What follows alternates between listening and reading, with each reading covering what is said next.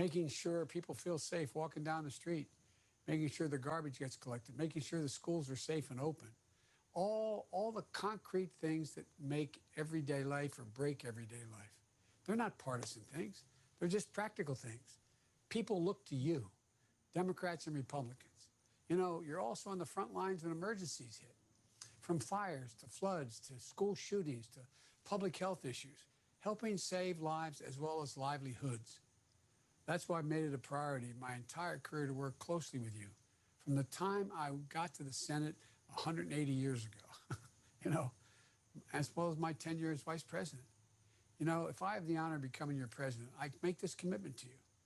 You're going to have an access directly to the White House, and I'm going to be right there with you, helping you in your communities based on what you think you need and the challenge you're facing. Because the president, Mayor, pointed out that it is about all from the bottom up. It doesn't go from the top down. We're dealing with 4 historic crises all at once. A once-in-a-century pandemic that has claimed over 200,000 American lives, a devastating economic recession, a long overdue reckoning on racial justice, and a changing climate that's ravaging communities all across the country. I need not tell that to Eric and the mayors in California and Oregon and Washington State. Not one of those crises should have a partisan dimension. I really mean that, not one single one. If I get elected president, I'm not going to be the Democratic president. I'm going to be an American president. Whether you voted for me or against me, whether your city is red or blue, I'm going to be there, I promise you. Frankly, we should be able to address each one of these the same way mayors solve problems, by leading with the facts and with reality, putting the well-being of our constituents first, uniting people around solutions that work for everybody. But tragically, that isn't how this current administration is wired. The only problems that matter to this president seem to be problems that affect him personally. He divides everything into red and blue states, red states, Democratic cities, Republican cities. I think that explains why. One day before we hit 200,000 deaths, the president held a campaign rally and insisted that the virus would, quote, affects virtually nobody. Then he went on to say, quote, except elderly people with heart conditions and problems. You know, ask the folks in your communities how they feel about that. Their parents are being referred to by the president as nobodies. Ask their families for that empty seat at the kitchen table this morning. If that's true, they're nobodies. Kids who lost their teachers, parents and grandparents, friends or coworkers, sisters or brothers, never going to see again. The problems we're facing affects all of us, every one of us in every community. But I will say that unique to Republican voters, I think, is a real interest in the court who decides real linchpin issues. So I think Republican voters in particular are very motivated to see a Constitution-abiding judge added to the courts. And I think all of America will really rally around this pick when they meet our nominee here in the next 30 minutes. And we will live here on Fox. Kaylee, thank you. Thank you. Okay, so President Trump's announcement will kick off a bitter confirmation battle on Capitol Hill as Republicans race to confirm his nominee, likely before the election. Details on how this process could unfold very quickly over the next 5 weeks. Next.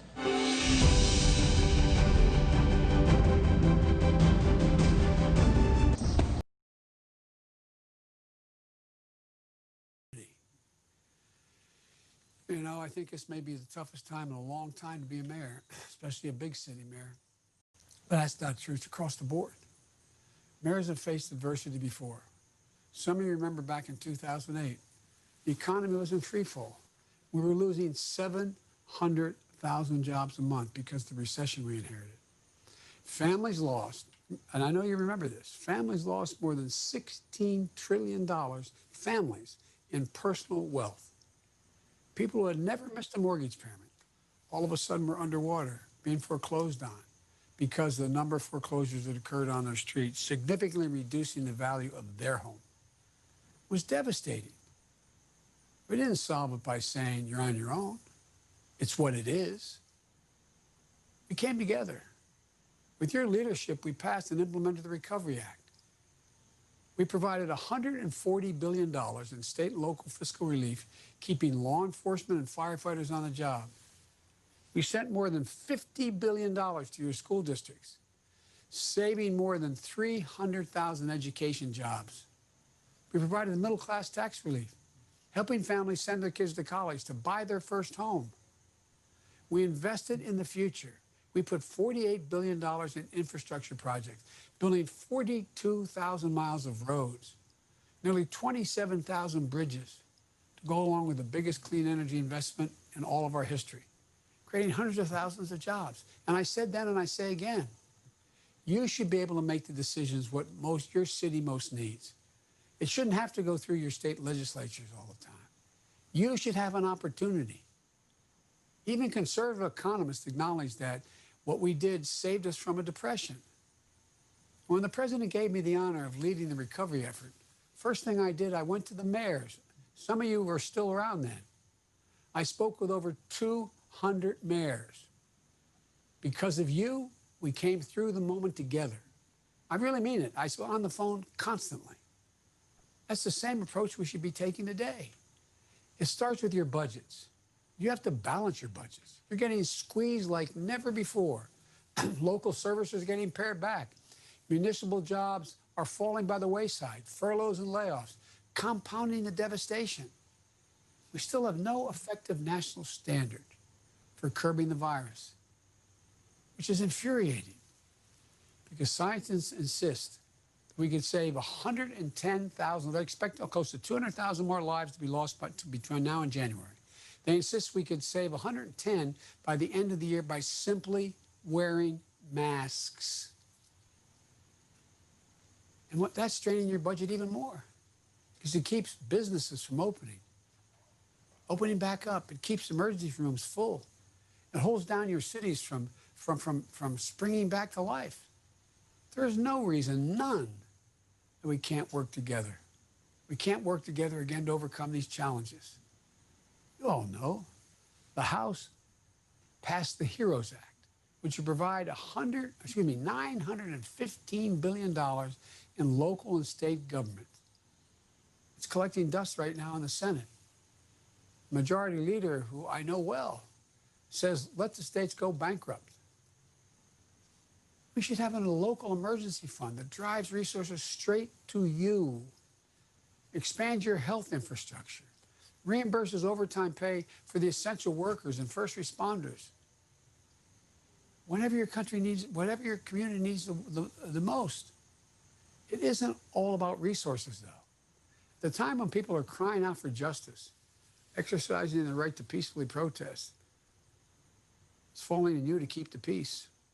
And God, it's a tough job under any circumstances. It's nearly impossible with a president who scapegoats mayors and fans the flame of division. We can work together to build trust and accountability between police and communities, to condemn all violence, while still addressing the pain and injustice that they're feeling and rooting out systemic racism. And as you all deal with the effects of extreme weather, fires, floods, superstorms, it's like we've never seen. You know, we can work together to invest in our communities, to make them more resilient to climate change. The problems are different in some places it's about flooding. Some places about being wiped out by storms along the coast where I live.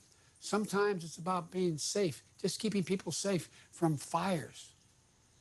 But it also is about being able to create millions of jobs, modernizing your buildings and your transportation system, making your community stronger, greener, better positioned to seize the opportunities in the years ahead. That's what I plan on doing to get to you.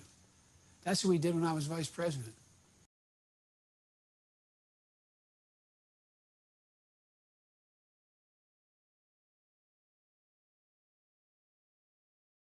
Seat. Congressional correspondent Chad Pergram live on Capitol Hill. Chad, once the president makes his nomination in just about 29 minutes, what is the timing over there on the Hill?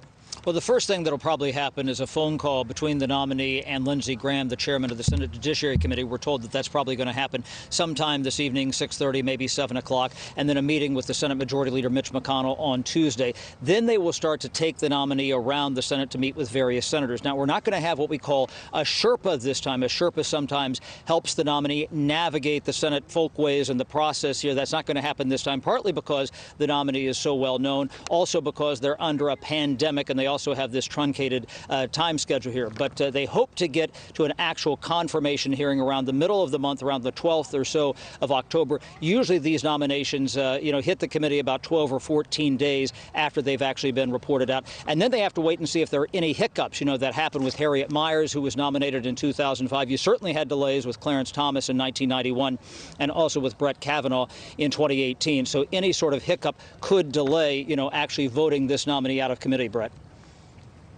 We have multiple sources now confirming it is Amy Coney Barrett, but also we heard earlier this week about Barbara Lagoa. Why, from a Hill perspective, does Barrett seem to be a better fit?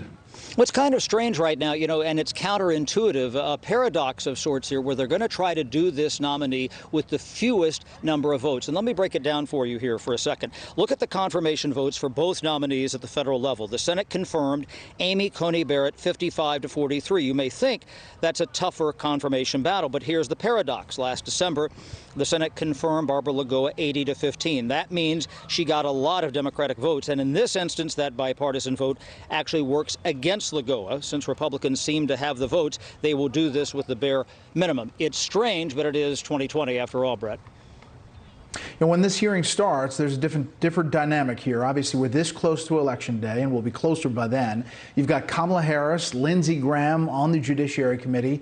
Tell us about that dynamic. That's right. Well, Harris, she interrupted Chuck Grassley, who was then the Senate Judiciary Committee chairman in 2018 with Brett Kavanaugh's hearing, 12 words into his opening statement. And then they were off to the races for 45 minutes with all sorts of parliamentary motions and things of that nature here. So a lot of focus will be on her. Also, Lindsey Graham, who is facing an increasingly competitive Senate re-election bid in South Carolina against Jamie Harrison here. There will be a laser focus on both senators and how they conduct themselves in this hearing. The instinct is to be aggressive, and both were in those hearings in 2018 for Brett Kavanaugh, but they cannot overplay their hands. It's possible you could have a defining moment going into the election emanate from these hearings, Brett.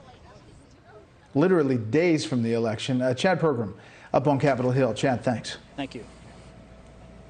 Okay, so what could the appointment of Judge Amy Coney Barrett on the High Court mean for crucial decisions? Let's bring in our legal panel. Judge Andrew Napolitano, Fox News senior judicial analyst and host, a Liberty File on Fox Nation, Elizabeth Wydra, Constitutional Accountability Center president, and Andy McCarthy, former assistant U.S. attorney and Fox News contributor. Welcome to all of you. Great to be with you. Okay, I want to play something from Democratic Senator from Pennsylvania, Bob Casey, talking about one of the main cases that Democrats are now highlighting as this confirmation moves forward, it appears. Is the most urgent, near-term, and I think consequential issue, and that's the Affordable Care Act. There'll be an argument in November 10th, and it's been the president, this is no secret, it's been the president's objective, and I think congressional Republicans to have it overturned, to really to destroy it and to wipe out protections for pre-existing conditions. Well, Andy, I think you and I are sort of on the same page about the fact that Judge Barrett may not really make a big difference in that case. Yeah, I think this case is going to be a shutout, Shannon, and in terms of saying that the mandate is severable. But I thought Casey's comments are interesting, as was your discussion with Eric Swalwell, because I think it perfectly shows the difference between conservative and liberal judging. The conservative judge doesn't look at this and say, how do I destroy the Affordable Care Act?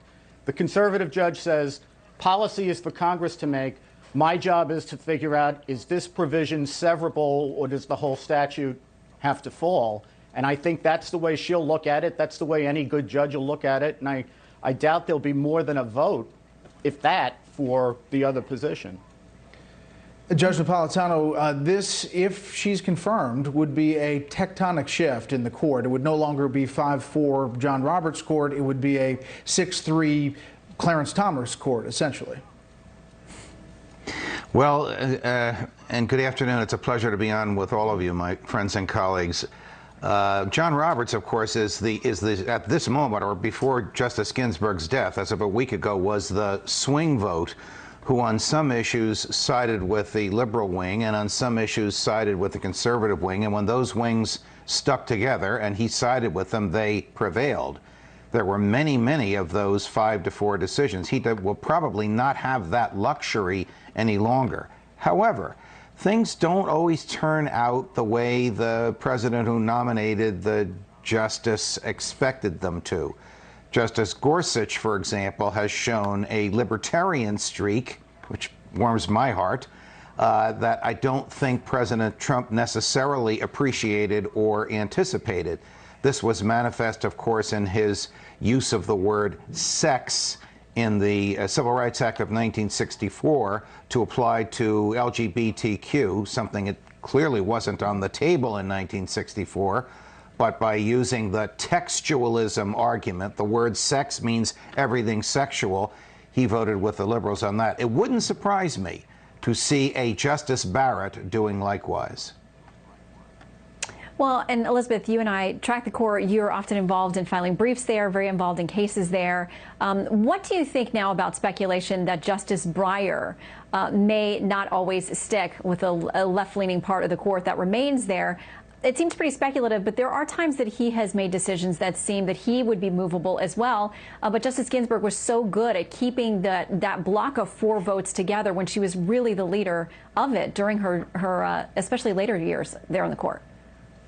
Justice Ginsburg was such an icon on the court and off because she was so powerful in articulating a vision of the Constitution that protects equality and justice for all. And I think that there are other inheritors of that mantle already on the court. So I'm not really particularly, I don't think that that is likely to change very much. But, you know, I think that obviously judges should be independent. The problem here is that President Trump has injected a sort of outcome-based factor into this by having litmus tests, including having a justice willing to strike down the Affordable Care Act and important protections against making sure that people with pre-existing conditions aren't kicked off their health insurance or prevented from getting health insurance, which is a crucial issue during this time of pandemic. And of course, another litmus test was having a justice who would vote to automatically overturn Roe versus Wade. So I think what we need is a fair-minded constitutionalist who will not follow a particular policy agenda, even if it's the agenda of the president doing the nominating. The question is whether we can have such a nominee right now, especially when we're in the process of an election. But Elizabeth, yeah, you're not suggesting they would actually ask a question of any of his potential nominees. Would you overturn Roe v. Wade? Would you overturn the ACA? I cannot imagine Judge Barrett or any other potential nominee answering that question, but I also can't imagine that he would ask it. Are you suggesting you think he has in vetting people? I mean, it's a campaign promise. I don't know exactly how that meeting occurs. And, you know, I would think there are probably more sophisticated ways of doing that. But it's certainly a promise he has made. I think he would say to his voters that he has kept that promise by choosing someone who would strike down the ACA and would strike down Roe versus Wade. All right. Well, we will, along with Andrew McCarthy and Judge Napolitano, watch that case November 10th at the court. And I think folks may be surprised at how, if she's Justice Barrett by then, may vote. Thank you all. Just minutes from now, President Trump is set to nominate Judge Amy Coney Barrett to the Supreme Court. Up next, we will speak to one of her former colleagues about why he's supporting her confirmation.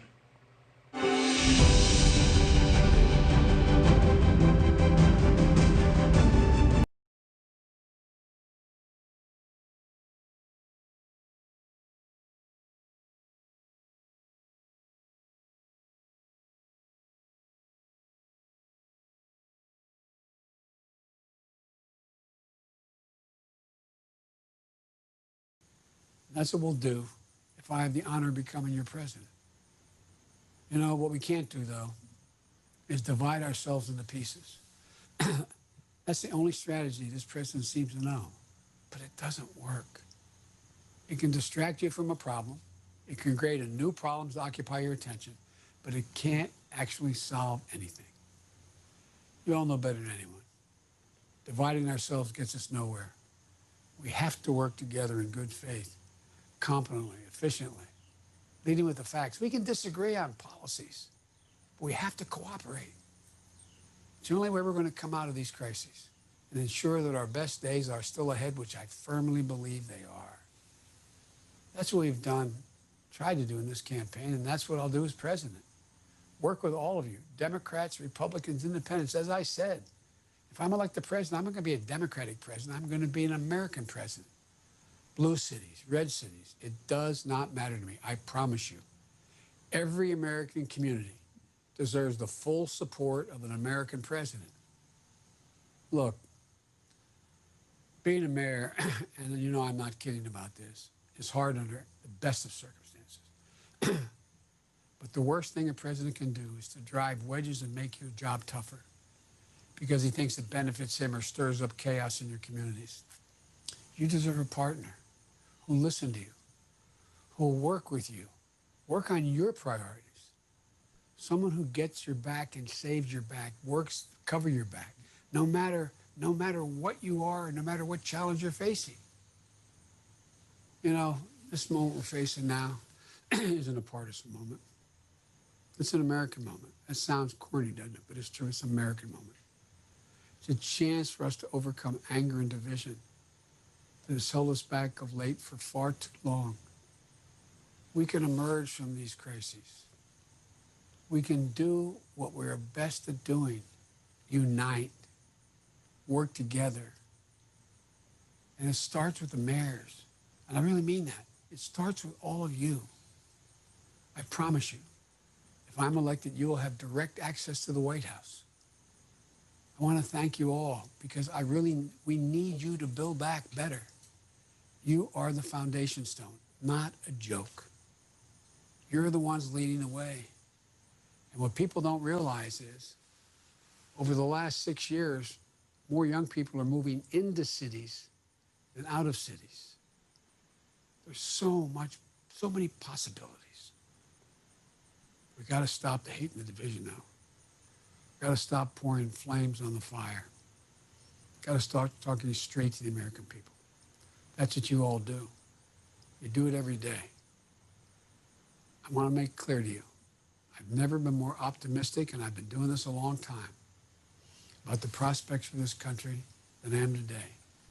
The blinders have been taken off the American people. They understand what's going on now. They understand. They understand it's about all of us. They want to get things done. And so it's going to start with you. I promise you I'll have your back. I mean that sincerely. Look at my record, I have. And I want to make sure that your ideas are the ones that are funneled up. They don't have to go through a state legislature, or go through a governor. They can go straight to the federal government, straight to me. I really mean it. So God bless you. May God protect our troops, and thank you for what you do. Your job is too hard for me. Well, thank you, Mr. Vice President. It's an honor to have you with us today. We really appreciate your support. Thanks for being with the U.S. Conference of Mayors here in our virtual fall leadership meeting. I want to thank all of our mayors, all of our presenters, and others who have participated in today's session in the past 2 days. And on a personal level, I want to thank all of you all for your understanding and support here during the challenges that we're facing here in Louisville, and for each other as we reach out to each other and rise to the challenges of this.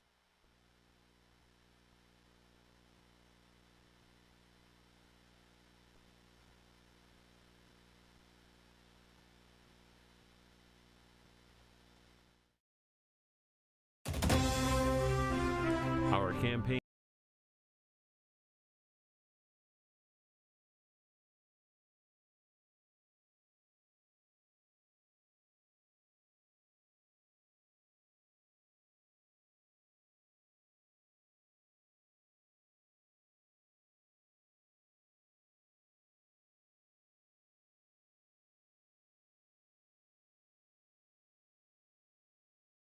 Seventh Circuit Judge Amy Coney Barrett to the Supreme Court. Announcement just minutes away. Shannon, there are a lot of people already stepping up. Obviously,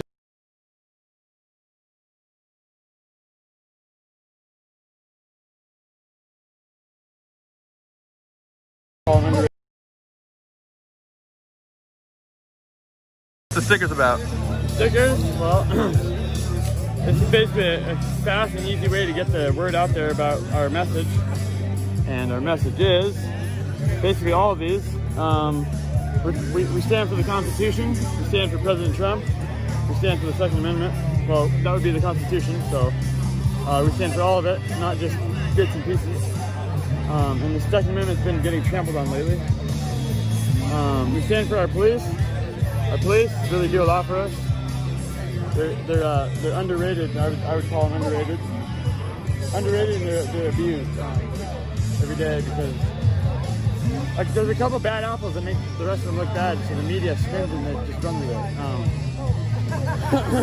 Right now, I would say it's probably never been harder to be a cop than it is right now in America. Right now. There's way more people that, I mean, there's so much hate towards cops, there's murders going on. Anyway, yeah. And then, honestly, on top of all this, there's a bit of national pride. I'm proud of being American, which that's Trump's making a lot of people be proud of being American. And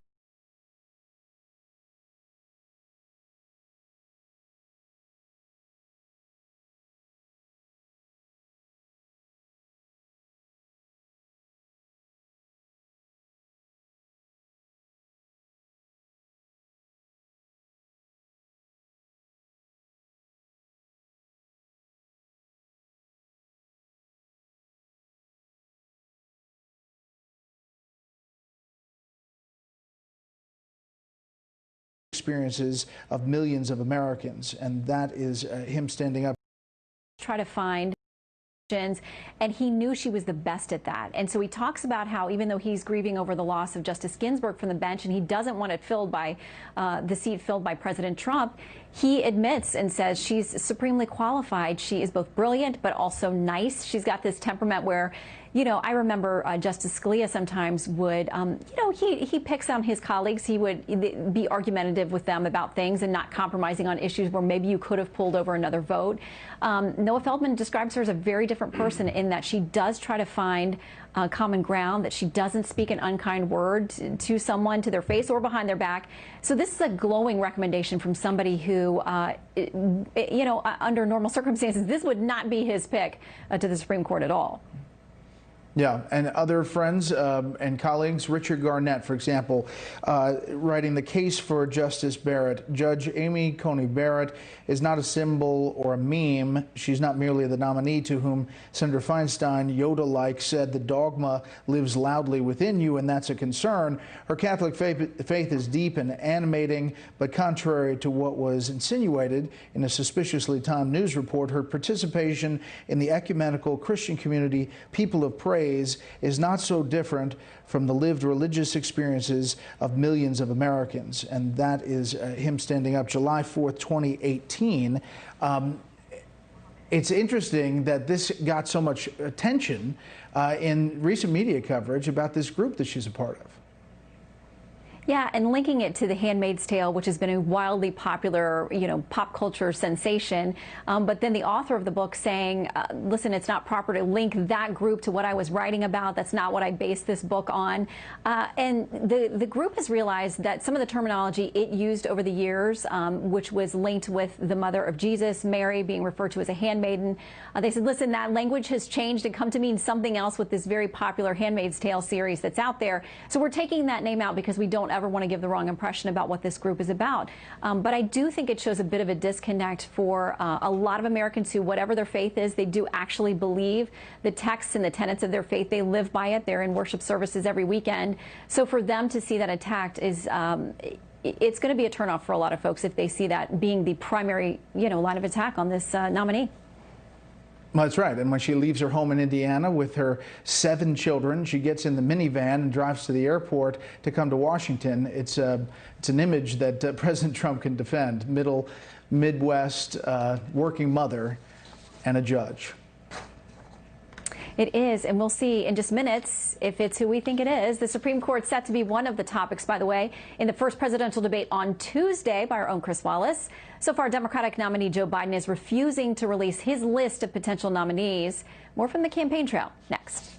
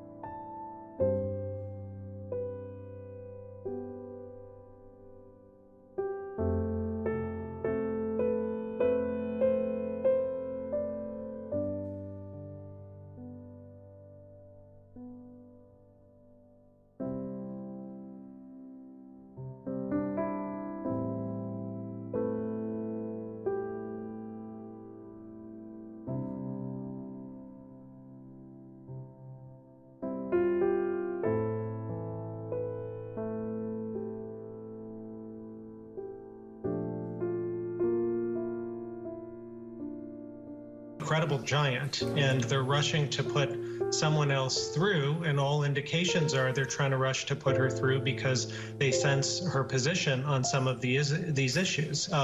There's something you can glean from some of her lower court opinions. She has written an opinion that says that her colleagues were wrong for upholding for striking down a ban on parental consent laws about abortion, and she also wrote something very expansively in favor of gun rights. But there's a bunch of tea leaves that people are reading into things one way or the other. I think the fundamental thing is this is a transformative appointment. Nobody thinks that she's going to follow in Justice Ginsburg's footsteps, and it's for that reason that the American people should be deciding this. I mean, to me, the issue is not the nominee, it's the nomination.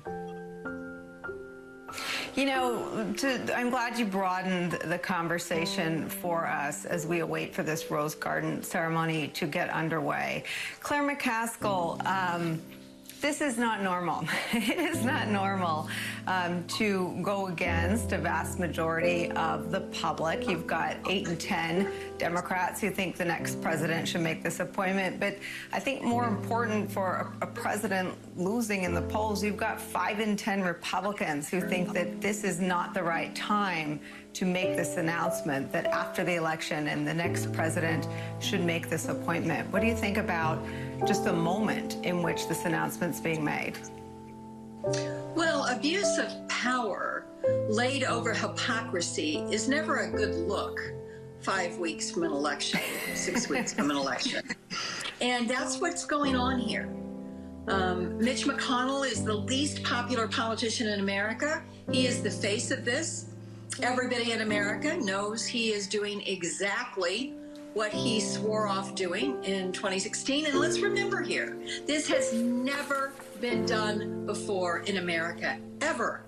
Never has someone nominated after July been confirmed before an election. In fact, there have been presidents that declined to even nominate someone because the norm is, as the Republicans said in 2016, the people should speak. So this abuse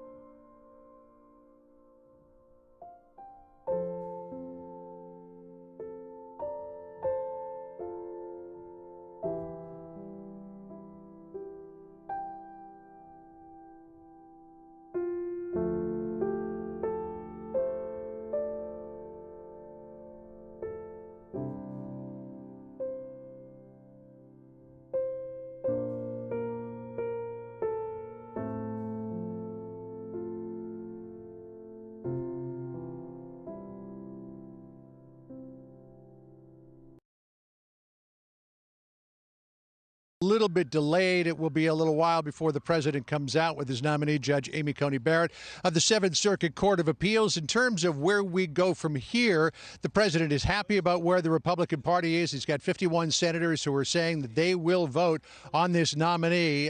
Senator Susan Collins of Maine, of course, and Lisa Murkowski of Alaska have said that they will not vote for a nominee before the election, and probably are thinking, too, that the nominee should be made by the next president. However, they said that they would meet with her when she goes up to Capitol Hill. But here's what the president said about where the Republican Party is last night at a campaign rally in Newport News, Virginia. Listen here. Fill that seat. Oh, we're going to fill it. Don't worry about it. And the Republicans have been very unified. You see that? Very unified. Even a couple of people that normally Amy Coney Barrett to be confirmed. That could be in the next 2 weeks. So we expect her to begin to take Capitol Hill over the next 2 weeks. I'm not hearing. John Roberts there in the White House Rose Garden. We're going to pause for one moment to let our Fox stations join us right now.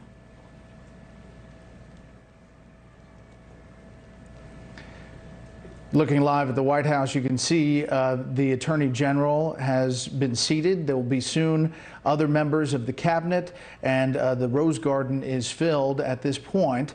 This is a huge moment for this president. This is Fox News coverage of President Trump's Supreme Court nomination. I'm Brett Baer alongside Shannon Bream. The president is set to make the announcement from the White House Rose Garden in just moments.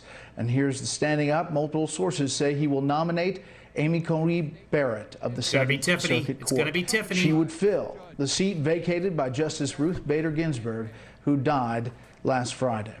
Shannon, this is a big moment for this president. It is a third Supreme Court nominee in just a first term. It's an incredible moment. Oh, and it she looks is. like we have our answer now. That appears to be Judge Amy Coney Barrett standing there on the steps with President Trump. Every time the crowd chants, fill the seat, Mike Pence smiles a little bit. Just wistfully. Okay, so now we know. All right, we're done. Thanks for watching, everybody.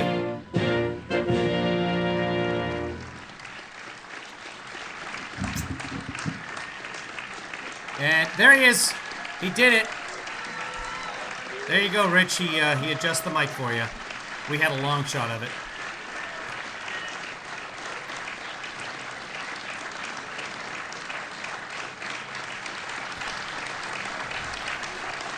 Yeah, I'm not seeing the flags here. Let's see if I can zoom in so you guys can get a look at all the flags.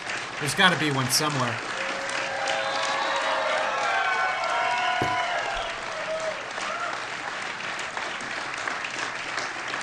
Thank you very much. Thank you. Thank you. I stand before you today to fulfill one of my highest and most important duties looking at a girl, under the United States Constitution. Constitution, the nomination of a Supreme Court Justice. Look at that smirk. God hates us, if there is a God. This is He my hates third us. such nomination after Justice Gorsuch and Justice Kavanaugh. Yeah, we were there. And it is a very proud moment indeed. Over the past week, our nation has mourned the loss of a true American legend.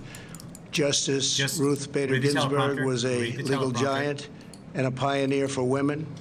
Her extraordinary life and legacy will inspire Americans for generations to come. Good. Leave it at that.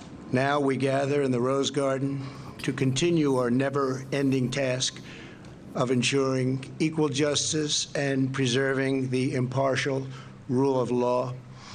Today it is my honor to nominate one of our nation's most brilliant and gifted legal minds to the Supreme Court. She's been a judge for She 3 is years. a woman of unparalleled achievement, towering intellect, sterling credentials, and unyielding loyalty to the Constitution, Judge Amy Coney Barrett.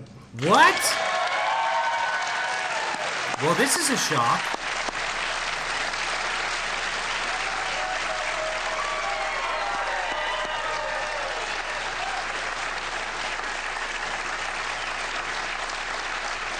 No mask, no mask. Okay, 3 of them, 4. So maybe 20% have masks. Oh, someone had a face shield. She's gonna get stoned afterwards, and by that I don't mean get high. They're gonna stone her. We're also joined by Amy's husband, Jesse. Thank you, Jesse, very much. And their 7 beautiful children. Congratulations to you all. You're not gonna read the names? Very special day. You're not gonna read the names of the With children? us Come as well on. are the First Lady. Thank you, Read First the Lady. names. Who left? Along with No Vice masks. President Mike Pence and his amazing wife, Karen. Thank you very much, Karen. Amazing wife.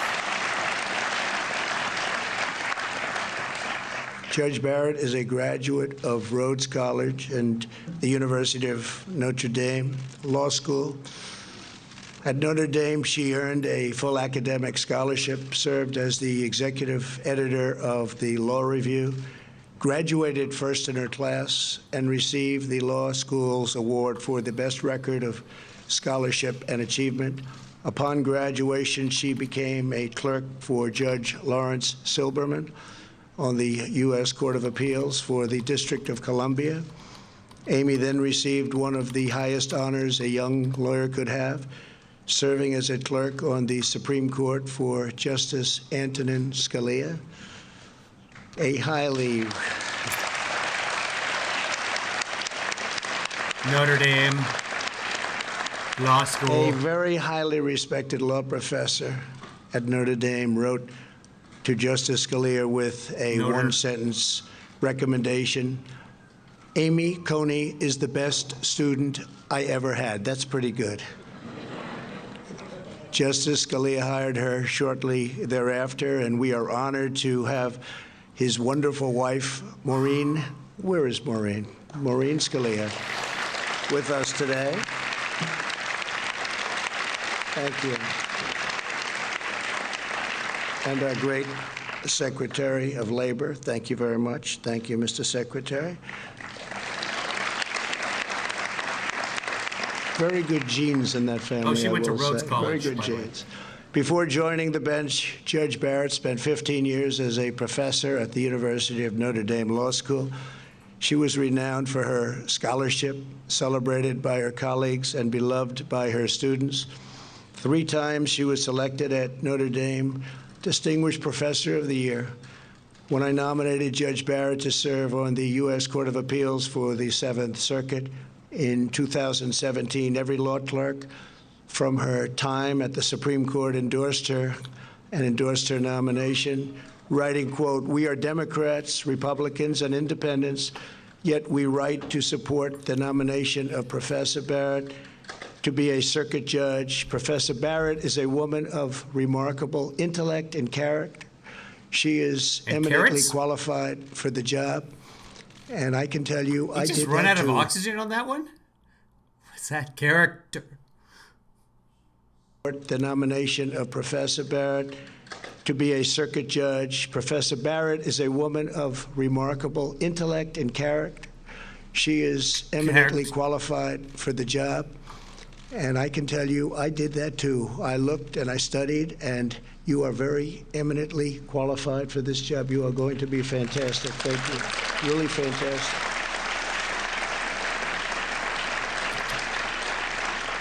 The entire Notre Dame law facility and faculty, everybody at that school also, we got so many letters, also wrote letters of support of Amy's nomination to the 7th Circuit. They He wrote, eats a lot of carrots. in You can effect, tell by the glow. Despite our differences, we unanimously agree that our constitutional system depends upon an independent judiciary staffed by talented people, devoted to the fair and impartial administration of the rule of law, and we unanimously agree that Amy is such a person. For the last 3 years, Judge Barrett has served with immense distinction Did he say on the facility? federal bench. Did he? I Amy is totally mo- missed that. Hold on. The entire Notre Dame law facility and faculty, everybody at that school. Also, we got so many letters, also wrote letters of support of Amy's nomination to the 7th Circuit. They wrote, in effect, despite our differences, we unanimously agree that our constitutional system depends upon an independent judiciary staffed by talented people, devoted to the fair and impartial administration of the rule of law, and we unanimously agree that Amy is such a person. For the last 3 years, Judge Barrett has served with immense distinction on the federal bench. Amy is more than a stellar scholar and judge. She's also a profoundly devoted mother. Her family is a core part of who Amy is. Well, yeah. She opened her home and her heart and adopted 2 beautiful children from Haiti. Her incredible bond with her youngest child, a son with Down syndrome, is a true inspiration. If confirmed, Justice Barrett will make history as the first mother of school-age children ever to serve on the U.S. Supreme Court. That's good. Okay. Good for her.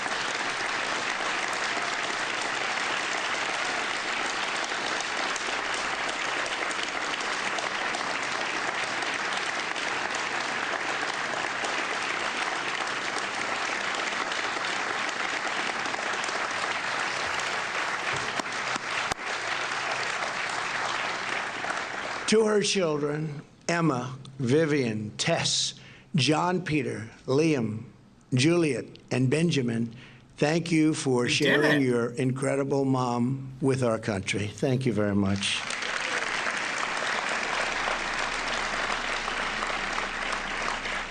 Amy Coney Barrett will decide cases based on the text of the Constitution as written. As Amy has said, being a judge takes courage. You are not there to decide cases as you may prefer. You are there to do your duty Yeah, she adopted and 2 to follow kids the from Haiti. law wherever it may take you. That is exactly what Judge Barrett will do on the U.S. Supreme Court. I want to thank the members of the Senate. We have so many of them here today. Thank you very much. I see you in the audience, and you're so proud. But I want to thank you for your commitment and to providing a fair and timely hearing. I know it will be that. Judge Barrett was confirmed to the Circuit Court 3 years ago by a bipartisan vote. Her qualifications are unsurpassed, and her record is beyond reproach. This should be. I mean, there are a lot of judges with way more experience than 3 years on the bench before they get to the Supreme Court. And there currently are judges in this nation with far more experience, either in the federal court system or the state court system. Many, many, many, thousands, probably, maybe hundreds. But yeah, unsurpassed. Unsurpassed. Be a straightforward and prompt confirmation. Should be very easy. Good luck. It's going to be very quick. It will be. I'm sure it'll be extremely non-controversial. Nothing the Democrats can do do about it. about We said that the last time, didn't we? Well, thank you all very much, and thank you for being here. In fact, the Democrats shouldn't do anything about it. Just let it go and concentrate on the election. I further urge all members of the other side of the aisle to provide Judge Barrett with the respectful and dignified hearing that she deserves, and frankly, that our country deserves. I urge lawmakers and members of the media to refrain from personal or partisan attacks, and the stakes for our country are incredibly high.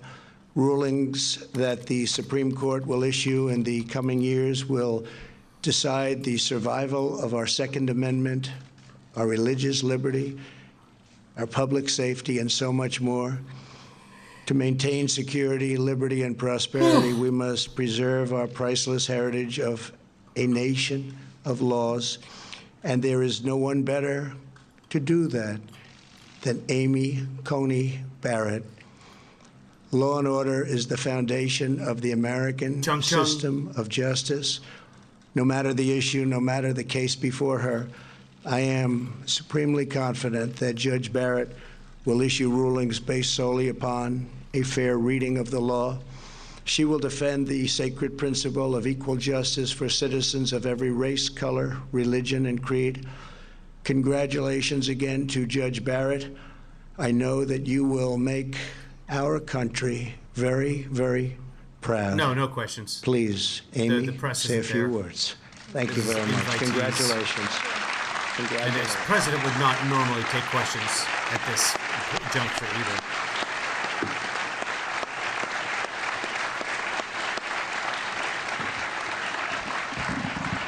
Thank you. That's too low for her, but thank you. Yeah, okay, she just moves up slightly. She's just like him. That's why he likes her. Thank you very much, Mr. President. Welcome to the Oval Office. Here's a I am microphone. deeply honored by the confidence that you have placed in me. And I am so grateful to you and the First Lady, to the Vice President and the That mic Second literally Lady, never needs to be and to adjusted. so many It'll- others here it'll cover all for of your this. kindness on this All of rather this. overwhelming occasion. I fully understand that this is a momentous decision for a president. And if the Senate does me the honor of confirming me, I pledge to discharge the responsibilities of this job to the very best of my ability. I love the United States, and I love the United States Constitution. I am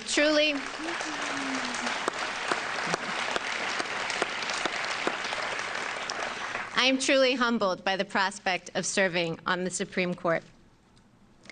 Should I be confirmed, I will be mindful of who came before me. The flag of the United States is still flying at half-staff in memory of Justice Ruth Bader Ginsburg to mark the end of a great American life. Justice Ginsburg began her career at a time when women were not welcome in the legal profession. But she not only broke when glass America was ceilings, great. she smashed them. For that, she has won the admiration of women across the country and indeed all over the world. Yes. I don't think he'll take questions. No. She was a woman of enormous talent and consequence, and her life of public service serves as an example to us all. Particularly poignant to me was her long and deep friendship with Justice Antonin Scalia, my own mentor. Wait, did she say Enormous poignant talent and consequence, with a G? and her life of public service serves as an example to us all. Particularly poignant to me. Does anyone say that? Does anyone pronounce the G in poignant? Has anyone ever heard that? Has any human being ever said poignant? Is it a regional dialect? Is there somebody out there? For those of you watching, hi, this is the live stream. We are watching, obviously, the nomination of Judge Amy Coney Barrett to the Supreme Court. This is what we do. We chat truth to power. You're welcome to chat along with us. If you are out there and you are from a region or you know somebody who says poignant, pronouncing the G in poignant, please let us know. I would love to hear that. There are so many regional dialects in this country and or otherwise. I'm assuming she's American. Maybe?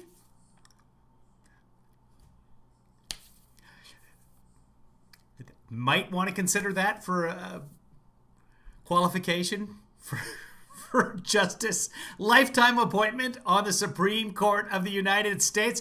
I'm just making a point. Was her long and deep friendship with Justice Antonin Scalia, my own mentor.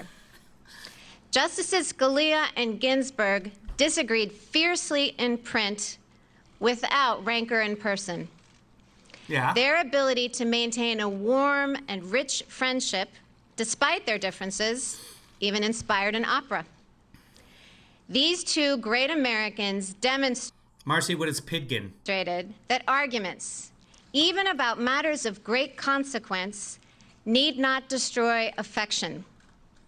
In both my personal and professional relationships, I strive to meet that standard.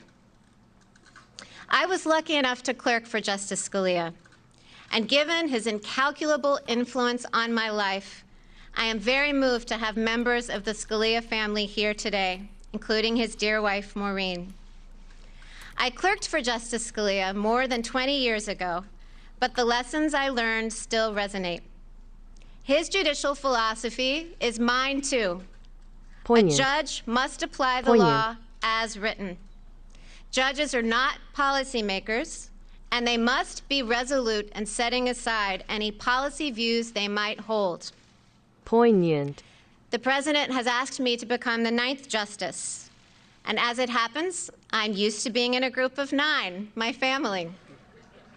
Poignant. Our family includes me, my husband Jesse, Emma, Vivian, Tess, John Peter, Liam, Juliet, and Benjamin.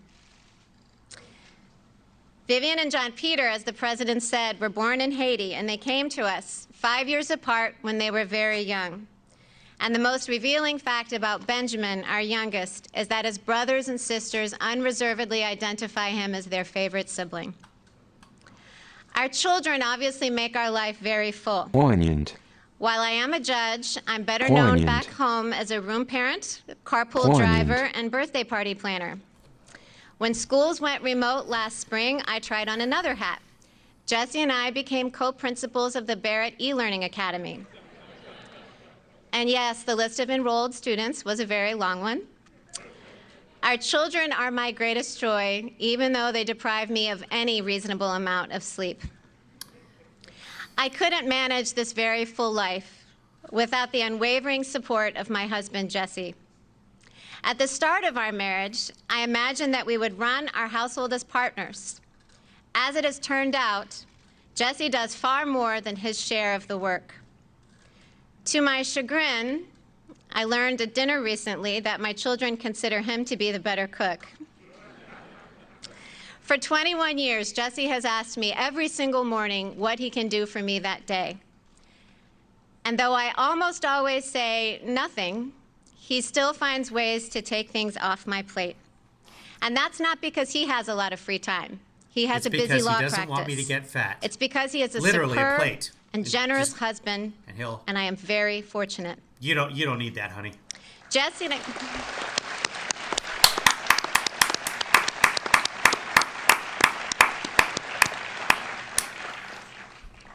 Jesse and I have a life full of relationships, not only with our children, but with siblings, friends, and fearless babysitters, one of whom is with us today.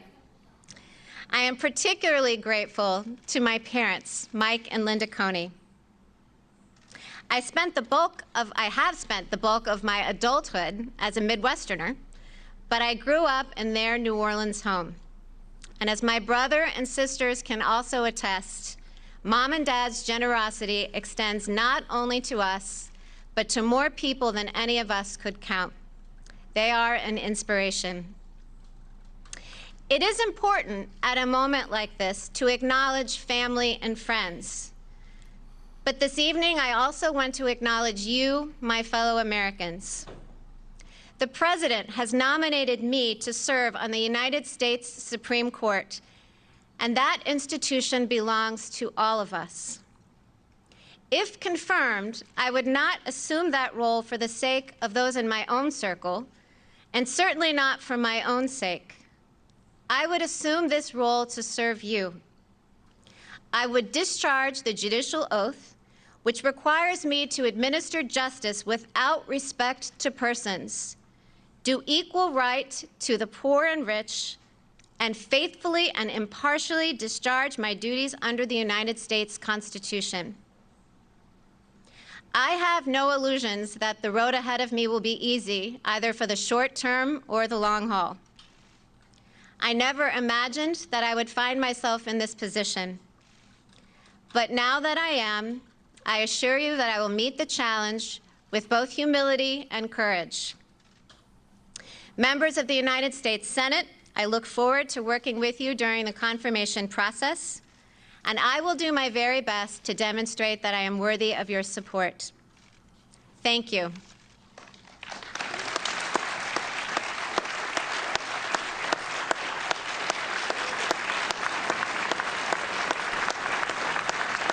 Now what? What do now?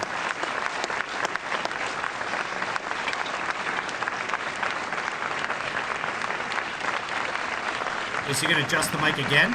Yes. Come on up, family. Come on up, family. I want to acknowledge Attorney General Bill Barr. Bill, thank you very much for being here. Chief of Staff, thank you very much. Chief, you're doing a great job. And all of the senators, please, we really appreciate it. And I know you're going to have a busy couple of weeks, but I think it's going to be easier than you might think. So thank you very much for being here. Thank you all. Thank you all very much. Thank you. Congratulations, Amy.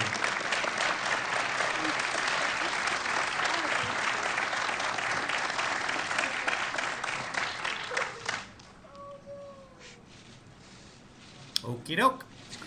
Yeah, she's with Trump on his immigration plans. President Trump with his third nomination to the U.S. Supreme Court. She has refused to include Roe v. Wade in a list of stare decisis, the cases that have set precedent that should not be changed. She had a list of 7 stare decisis cases in a 2017 paper, I believe, and didn't list that one. Hasn't listed any of the LGBTQ issues, in other words, same-sex marriage, etc. Won't list any of those, is against Planned Parenthood, is very much favored by the religious right, has been a federal judge for 3 years.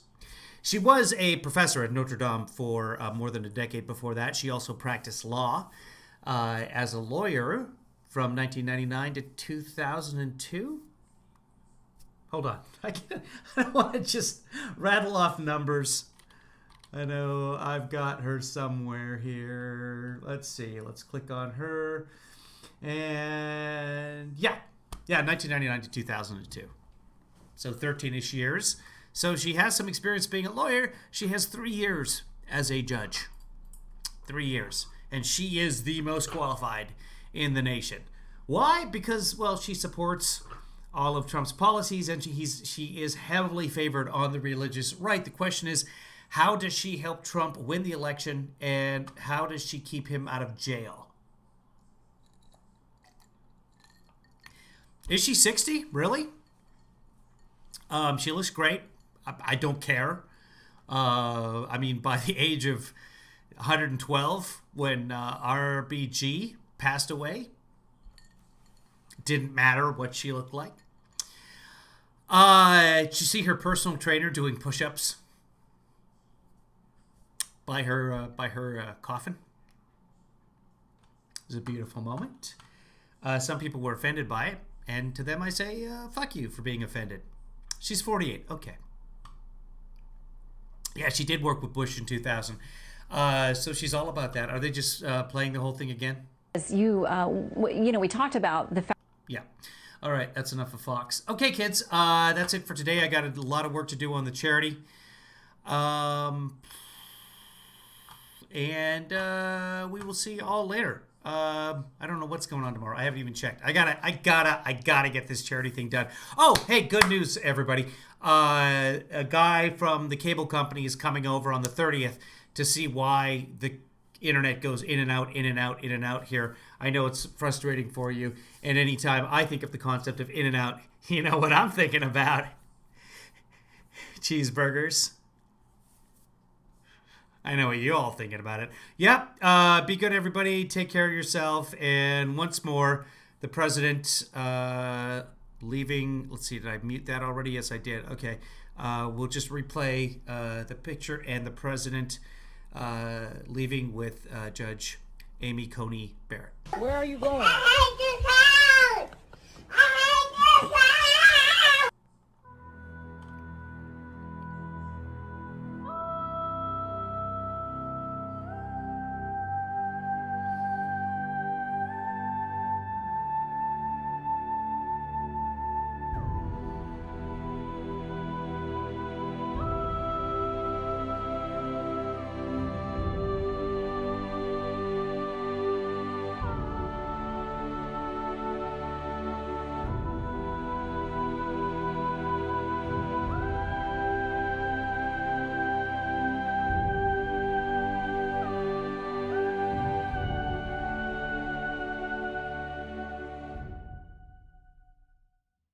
Kevin, thanks for that.